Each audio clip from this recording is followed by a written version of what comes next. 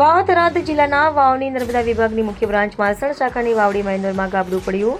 છેલ્લા કેટલાય સમયથી સરહદી પંથકની કેનાલો તૂટી રહી છે. ખેડૂતો બૂમબરાડા કરી રહ્યા છે. તેમ છતાં નર્મદા વિભાગના જાડી ચામડીના અધિકારીઓના પેટમાંથી પાશેર પાણી પણ હલતું નથી કે પછી તપાસ પણ થતી નથી.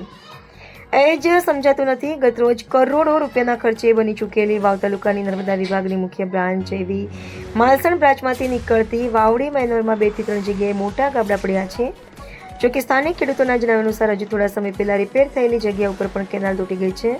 જોકે આજ દિન સુધી કેનાલોમાં થતી રિપેરિંગની કામગીરી હોય કે પછી સફાઈ કામગીરી હોય 50% કામગીરી કાગળ ઉપર બોલતી હોય છે અને જે રિપેરિંગની કામગીરી કરવામાં આવે છે તેની પણ ક્વોલિટી કે ક્વોન્ટિટી જળવાતી નથી. જોકે દેવપુરાથી સુઈગામ સુધી ચાલતી નવીન કામગીરીના 100 કરોડથી વધુ રકમના રનિંગ કામમાં પણ તાજેતરમાં વરસાદી પાણીથી કેનાલ તૂટી હતી. છતાં પણ એજન્સીનું કે નર્મદા વિભાગના જવાબદાર અધિકારીઓનું પેટનું પાણી હલ્યું નથી.